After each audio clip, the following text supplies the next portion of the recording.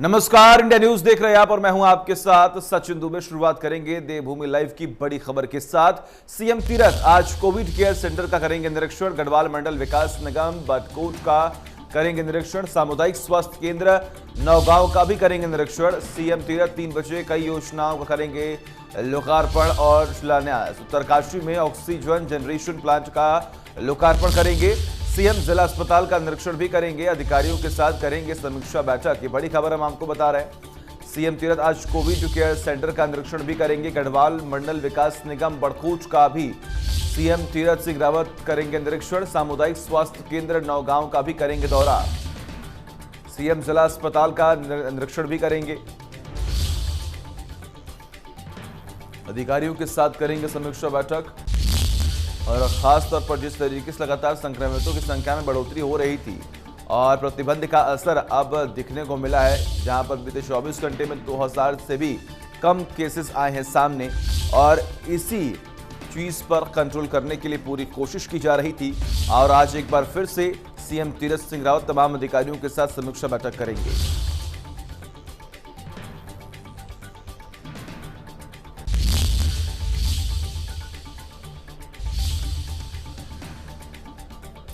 CM Tirath आज Covid care centre का करेंगे निरीक्षण। ये बड़ी खबर हम आपको बता रहे हैं। गढ़वाल मंडल विकास निगम बड़कोट का करेंगे निरीक्षण। सामुदायिक स्वास्थ्य केंद्र नौगांव का भी करेंगे दौरा। इसी के साथ आपको ये भी जानकारी दी कि अधिकारियों के साथ बैठक करेंगे। आगे बढ़ेंगे, देहरादून से खबर है जहां पर मौसम विभाग ने जारी किया अलर्ट। अगले 12 घंटों में भारी बारिश का अलर्ट है। नैनीताल और पिथौरागढ़ में भारी बारिश की चेतावनी दी गई है। मौसम विभाग ने जारी किया येलो अलर्ट। मौसम विभाग की चेतावनी के बाद प्रशासन एसडीआरएफ अब अलर्ट मोड में है। तो ये बड़ी खबर हम आपको बता रहे हैं। हालांकि कल भी हमने आपको ये जानकारी दी थी कि मौसम विभाग की तरफ से ये कहा गया है कि जितने भी पर्वतीय क्षेत्र हैं वहां पर तेज बारिश होने की संभावनाएं हैं और जो निचले स्तर पर कुछ गांव या जिले हैं वहां पर हल्की हल्की बारिश होने की संभावनाएं थी। लेकिन फिलहाल उत्तराखंड में येलो अलर्ट जारी कर दिया गया है। मौसम विभाग की तरफ से चेतावनी दी गई है। 12 घंटे तेज बारिश होने की संभावनाएं हैं। देहरादून से ये बड़ी खबर, अहम जानकारी। मौसम विभाग ने जारी किया येलो अलर्ट। अगले 12 घंटों में भारी बारिश का अलर्ट है। नैनीताल और पिथौरागढ़ में भारी बारिश की चेतावनी दी गई है। ये बड़ी खबर हम आपको बता रहे हैं और मौसम विभाग ने जारी किया है येलो अलर्ट। मौसम विभाग की चेतावनी के बाद प्रशासन एसडीआरएफ अब अलर्ट मोड में दिखाई दे रहा है। आगे बढ़ेंगे, उत्तराखंड में बीते 24 घंटे में 52 कोरोना संक्रमित मरीजों की मौत हुई है। 1942 मरीज मिले हैं। वहीं 7028 मरीजों को ठीक होने के बाद डिस्चार्ज किया गया। स्वास्थ्य विभाग के मुताबिक देहरादून जिले में 421 मरीज मिले हैं। हरिद्वार में 295, नैनीताल में 204, उधम सिंह नगर में 167, टिहरी में 154, अल्मोड़ा में 132, चमोली में 103, पौड़ी में 93, बागेश्वर में 92, पिथौरागढ़ में 78, रुद्रप्रयाग में 77, उत्तरकाशी में 75 केस सामने आए हैं। वहीं कोरोना से 6251 लोगों की मौत भी हो चुकी है।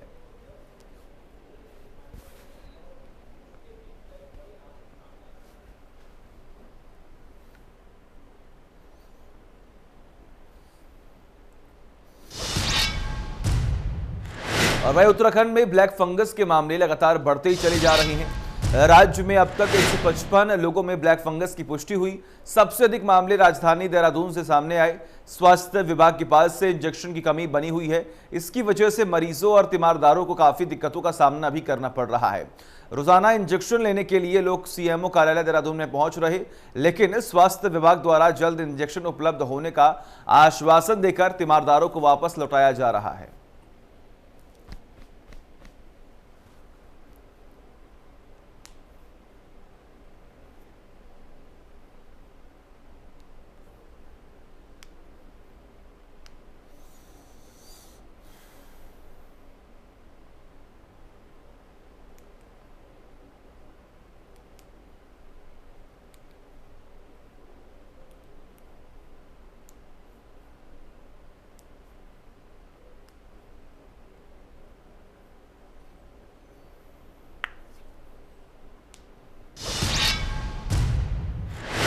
और वही मुख्यमंत्री तीरथ सिंह रावत की अध्यक्षता में शुक्रवार को कैबिनेट की बैठक हुई। कैबिनेट मंत्रियों ने विचार के बाद फूलों की घाटी इको सेंसिटिव जोन के अंतर्गत हेमकुंड साहिब घांघरिया लोकपाल मंदिर संशोधित प्रस्ताव के अंतर्गत बाहर करते हुए आबादी विहीन क्षेत्र के रूप में पुनः प्रस्ताव भारत सरकार को भेजने पर सहमति जताई है। प्रदेश में बढ़ते प्रदूषण पर लगाम लगाने के लिए भी सरकार ने सख्ती कर दी है। इसके तहत ध्वनि प्रदूषण विनियम नियंत्रण 2000 के अंतर्गत राज्य के विभिन्न क्षेत्र आवासीय औद्योगिक वाणिज्यिक एवं शांत क्षेत्र में जुर्माने का प्रावधान भी किया गया।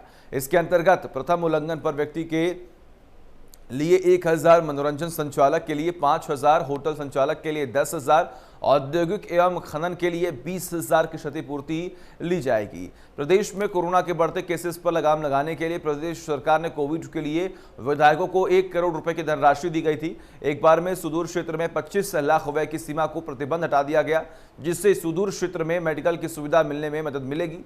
देहरादून सीएम तीरथ की अध्यक्षता में यह बैठक हुई और कई अहम बड़े फैसले भी लिए गए।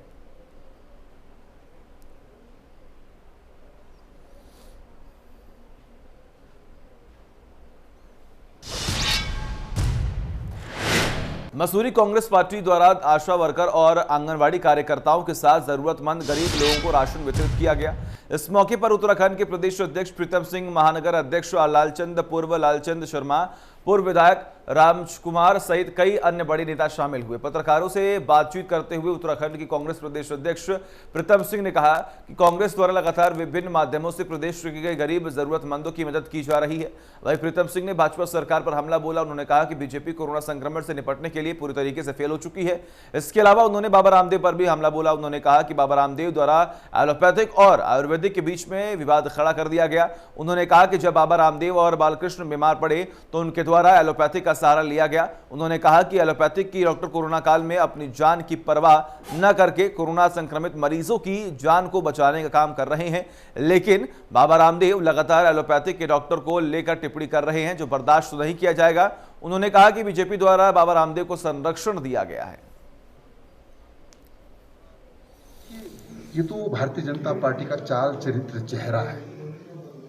उनका मकसद कभी भी किसी महामारी से लड़ने का नहीं रहता है या सरकार में रहते हुए कोई कार्य करने का नहीं होता है। वो तो हर समय 24 घंटे चुनावी मूड में रहते हैं। आप देखिए, देश में कोरोना की दूसरी दस्तक आई और देश के प्रधानमंत्री 5 राज्यों के चुनाव में व्यस्त रहे। जब वो प्रधानमंत्री आवास से आप और हमको संबोधित करते हैं तो मुंह पर जो है वो गौछा लपेटे हुए होते हैं और कहते हैं कि 2 गज की दूरी, मास्क है जरूरी। लेकिन जब 5 राज्यों में चुनाव हो रहा था, उनके सामने जो लोग खड़े थे, क्या उनके चेहरों पर मास्क था? क्या 2 गज की दूरी थी? लेकिन वोट के लिए केंद्र की सरकार ने जो है पूरे देश को जो है कोरोना की आग में झोंकने का काम किया। चरम पर है। ब्लैक फंगस भी जो है वो सर उठा रहा। राज्य सरकार ने तो ब्लैक फंगस को जो है महामारी घोषित कर दिया है। अरे महामारी घोषित करने से बात थोड़ी बनेगी। बताए राज्य सरकार क्या व्यवस्थाएं आपने की है। लोग कोरोना से और ब्लैक फंगस से पीड़ित हैं और ये लोग आज की तारीख में भी चुनाव की बात कर रहे हैं, तो इससे बेशर्मी की बात दूसरी हो नहीं सकती है। और मैं तो कांग्रेस के लोगों को नमन करता हूं कि जिस दिन से कोरोना ने दूसरी लहर ने दस्तक दी, हमारे साथी आम जन के बीच में खड़े। और वही योग गुरु बाबा रामदेव और आईएमए के बीच चल रहा विवाद अभी थमा नहीं है। रामदेव की मुश्किलें कम होती नजर नहीं आ रही हैं। हरिद्वार में युवा कांग्रेस के कार्यकर्ताओं ने पतंजलि योगपीठ पहुंचकर हंगामा काटा। युवा कांग्रेस नेताओं ने रामदेव के खिलाफ जमकर नारेबाजी करते हुए विरोध किया। प्रदर्शनकारियों का कहना है कि रामदेव कोरोना काल में अपनी जान की बाजी लगाकर दूसरों की जान बचाने वाले एलोपैथिक डॉक्टरों का अपमान कर रहे हैं। रामदेव पर सख्त से सख्त कार्रवाई होनी चाहिए। आने वाले समय में युवा कांग्रेसी और भी उग्र प्रदर्शन करेंगे। प्रदर्शन की सूचना पाकर मौके पर पहुंची पुलिस ने प्रदर्शनकारियों को समझा बुझाकर शांत किया गया।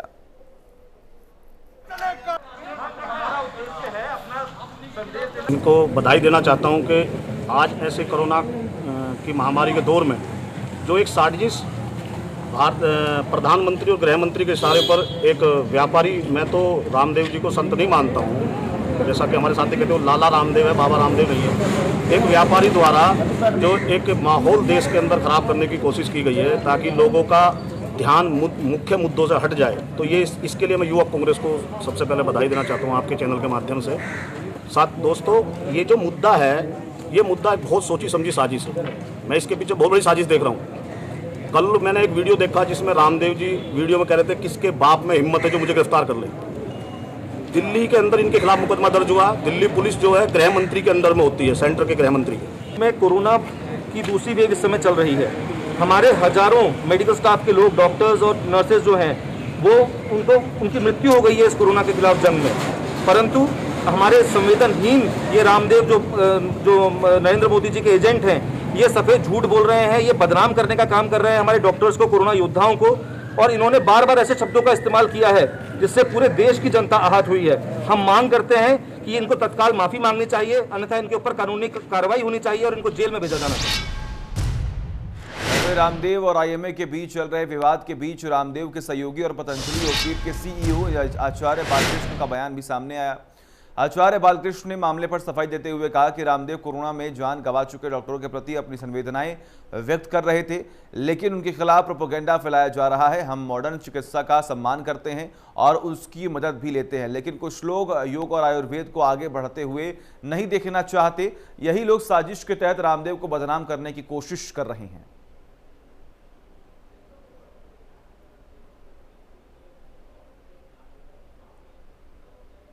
बात देश के सभी सम्मानित जो चिकित्सक बंधु हैं, वो सब हमारे भाई हैं, उनके प्रति हम पूरा सम्मान करते हैं। और हमारे साथ भी हजारों चिकित्सक बंधु जुड़े हुए हैं, पतंजलि में चिकित्सा के लिए भी आते हैं और आवश्यकता पड़ने पर हम भी मॉडर्न सिस्टम का सहयोग लेते ही हैं। बात यह है कि कुछ लोगों को जो इस देश के अंदर आयुर्वेद और योग को बढ़ता हुआ देखना नहीं चाहते हैं, ये उन लोगों के द्वारा फैलाया हुआ प्रोपेगेंडा है। श्रद्धेय स्वामी जी तो जिन चिकित्सकों की डेथ हुई है उनके प्रति संवेदना दिखा रहे थे, उस संवेदना को उपहास के रूप में ला करके इस प्रोपेगेंडा को करने का। आगे बढ़ेंगे। बाजपुर के सामुदायिक स्वास्थ्य केंद्र में 9 सूत्रीय मांगों को लेकर एनएचएम कर्मचारियों ने काले फीते बांधकर विरोध किया। इस दौरान कर्मचारियों ने जल्द मांगे पूरी न होने पर काम का बहिष्कार करने की चेतावनी दी है। बता दें कि बाजपुर के सामुदायिक स्वास्थ्य केंद्र में राष्ट्रीय स्वास्थ्य मिशन संविदा कर्मचारी संगठन से जुड़े कर्मचारी इकट्ठा हुए, जहां कर्मचारियों ने प्रदेश सरकार के सामने 9 सूत्रीय मांगे रखी हैं। इस दौरान कर्मचारियों ने प्रदेश सरकार से सामूहिक स्वास्थ्य बीमा और गोल्डन कार्ड की सुविधा देने, सेवा के दौरान मृत्यु पर कर्मी के परिवार को आर्थिक मदद और रोजगार देने, साल 2018 से लंबित लॉटरी बोनस का भुगतान करने और कर्मियों की वेतन में देरी को दूर करने समेत 9 मांगे रखी। प्रदर्शनकारी ने कहा कि यदि सरकार द्वारा जल्द ही मांगे पूरी नहीं की गई तो 1 जून से एनएचएम कर्मचारी काम का बहिष्कार करने को बाध्य होंगे।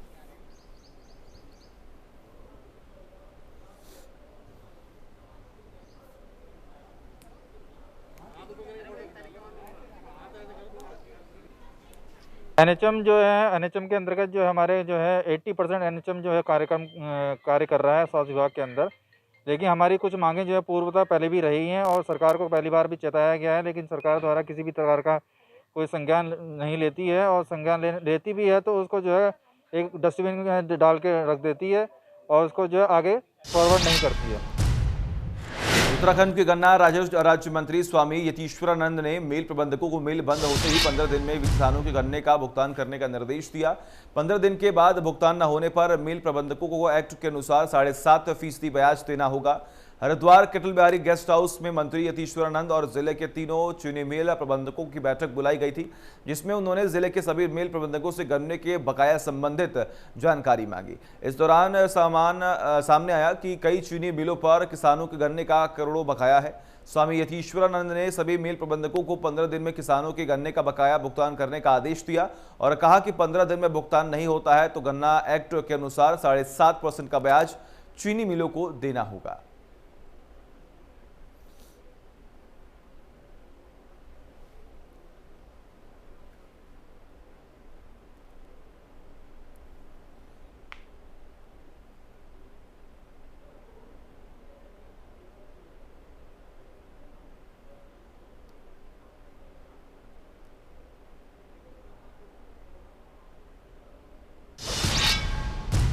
और वहीं आगे बढ़ेंगे कि गंगोत्री हाईवे बंद हो गया और सुन्ननगर के पास बड़े बोल्डर आने से बंद हुआ हाईवे। मार्ग पर फंसे हुए हैं कई लोग।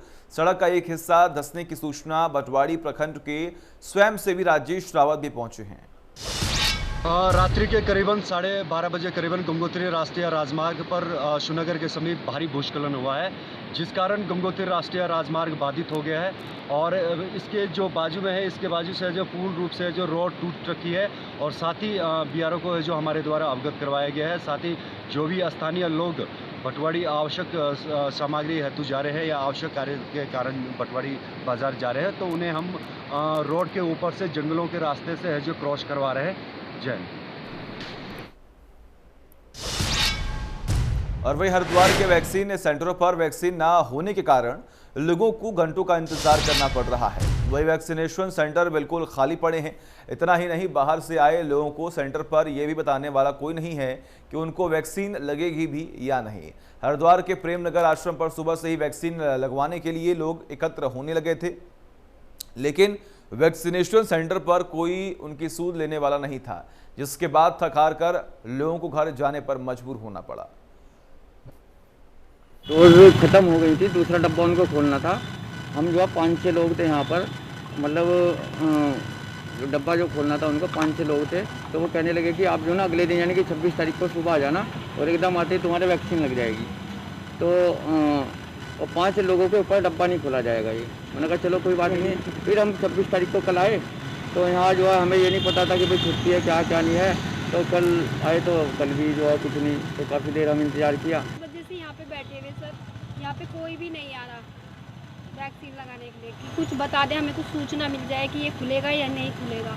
कोई बना के बोर्ड कुछ तो टांगना चाहिए ना कि हम नहीं आएंगे आज। मतलब हमें 3 घंटे हो गए, एक घंटा निकालना मुश्किल है घर से। तो देखो देहरादून से मैं आ रखी हूँ और रोडवेज कर्मचारी हूँ।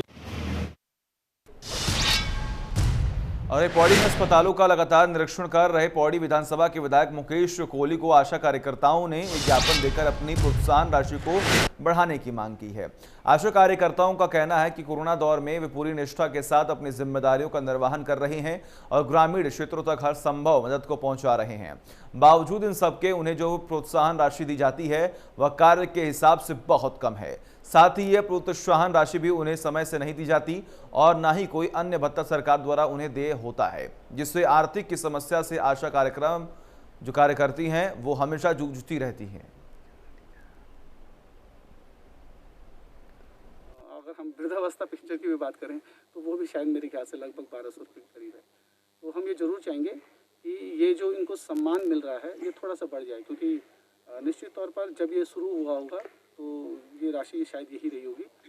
हम माननीय मुख्यमंत्री जी से विशेष निवेदन करेंगे कि ये लोग फ्रंट लाइन के कोरोना योद्धाओं के रूप में काम कर रहे हैं। सबसे पहले ये लोग जो है गांव में सूचना लाकर डॉक्टरों को देते हैं कि फलां गांव में ऐसा महसूस हो रहा है या फलां गांव में ऐसा हो रहा है, क्योंकि ये डॉक्टर्स के हैंड्स हैं। तो निश्चित तौर पर ये लोग काम करते हैं, गाँव-गाँव में जाकर पूरी देखभाल करते हैं। पूरा स्वास्थ्य विभाग की एक तरीके से ये भी एक रीढ़ की हड्डी है। तो निश्चित तौर पर इनका जो भी इनको पारितोषिक मिलता है ये बढ़ना चाहिए। माननीय मुख्यमंत्री जी से निश्चित तौर पर मैं अनुरोध करूंगा और खुद एक पत्र लिखूंगा कि इन लोगों को 1000 रुपये से बढ़ाकर यथासंभव जितना भी हो सके ये बढ़ना चाहिए। आज उन्होंने आपको ज्ञापन भी दिया इस संबंध में? निश्चित तौर पर माननीय मुख्यमंत्री जी से इससे वार्तालाप होगी। और राज्य के गन्ना किसानों की बड़ी समस्या समाप्त होने जा रही है। राज्य सरकार द्वारा एक अहम निर्णय लेते हुए अब तक ये तय किया गया कि कैन कमिश्नर केवल काशीपुर में ही नहीं रहेंगे। इससे पहले गन्ना आयुक्त तो जनपद उधम सिंह नगर के काशीपुर में बैठते थे। इस वजह से देहरादून या फिर हरिद्वार के गन्ना किसानों को उनसे मिलने के लिए लंबी दूरी तय करनी पड़ती थी। नई व्यवस्था के तहत अब कैन कमिश्नर 2 दिन हरिद्वार और 1 दिन देहरादून बैठेंगे। उधम सिंह नगर के साथ ही हरिद्वार और देहरादून के डोईवाला क्षेत्र में बड़े पैमाने पर गन्ने की खेती होती है। इसके साथ ही एक और महत्वपूर्ण निर्णय यह हुआ कि अब गन्ना किसानों को समितियां नगद भुगतान पर खाद आदि भी उपलब्ध कराएगी। प्रदेश के 2 जिलों में बिठाने की व्यवस्था शुरू की है, क्या है व्यवस्था? कितना लाभ मिलेगा जो केन कमिश्नर, कितना लाभ मिलेगा प्रदेश के गन्ना किसानों को? जो हमारा गन्ना आयुक्त है उत्तराखंड का, वो इस समय काशीपुर में बैठता है और हरिद्वार के किसान, देहरादून के किसान जब उनकी कोई समस्या होती थी उनको काशीपुर जाना पड़ता था। तो मैंने आदेश किया कि गन्ना आयुक्त क्योंकि सबसे ज़्यादा गन्ना उत्तराखंड में हरिद्वार जनपद में पैदा होता है, दूसरे नंबर पर उधम सिंह नगर में पैदा होता है, तीसरे नंबर पर हमारा देहरादून में और कुछ हिस्सा हमारा नैनीताल में भी है। तो मैंने कहा कि सप्ताह में 2 दिन हरिद्वार बैठें, 1 दिन देहरादून में बैठें और 3 दिन काशीपुर में बैठें। तो वो व्यवस्था भी कर दी गई है। और जो दूसरी महत्वपूर्ण बात है, जो हमारे समितियां, जो गन्ना समितियां हैं, वो किसानों को खाद भी देती थी, गन्ना किसानों को दवाई भी देती थी, लेकिन वो नगद नहीं मिलती थी। मैंने कहा कि अगर कोई किसान नगद खाद लेना चाहता है, दवाई लेना चाहता है, उसको नगद दी जाए। उसके भी आदेश मैंने कर दिए और किसानों को उसका लाभ मिलना शुरू हो गया है। आगे बढ़ेंगे। पुलिस ने किया है चोरी का खुलासा। पुलिस ने 3 लोगों को गिरफ्तार भी कर लिया है। मौके से चोरी की 6 मोटरसाइकिल बरामद कर ली गई हैं। आरोपियों पर कई थानों में दर्ज है मुकदमे। गंगनहर कोतवाली का ये पूरा मामला हम आपको बता रहे हैं। के आसपास गाड़ियाँ लगातार फिर बाइक चोरी हो रही थी, जिसमें सीओ की द्वारा इसमें संज्ञान लिया गया था और उनके द्वारा एक टीम जिसमें गठित की गई थी, जिसमें गंगनहर इंस्पेक्टर और उसके नेतृत्व में एक टीम ने कल 3 लड़के इब्राहिमपुर के आसपास से पकड़े थे, जिसमें से हम लोगों की दर पूछताछ की गई, जिसमें हमें 6 गाड़ियाँ रिकवर हुई है, जिसमें 3 हमारे थाना जो क्षेत्र की हैं उसकी हैं और बाकी 3 बाहर की हैं। इसमें हमें और कुछ लोगों के बारे में पता लगा है, कुछ गाड़ियाँ उन्होंने बाहर बेची हैं, कुछ लोग और शामिल हैं। जल्दी इसमें कुछ और भी गिरफ्तारियाँ और कुछ और रिकवरी होने की संभावना है। इनके ये तीनों अभियुक्त जो हैं, इसमें 2 सहारनपुर के हैं और एक अभियुक्त जो है भगवानपुर क्षेत्र का रहने वाला है। पुराने भी इन पर जो आपराधिक इतिहास इनका रहा है। जल्दी इन पर गैंगस्टर की कार्रवाई भी हम लोग द्वारा की जाएगी और एसएसपी साहब द्वारा 2500 रुपये इनाम की घोषणा की गई है। तो लगातार तस्वीरें हमने आपको दिखाई और इसी के साथ फिलहाल एक छोटा सा ब्रेक। नमस्कार।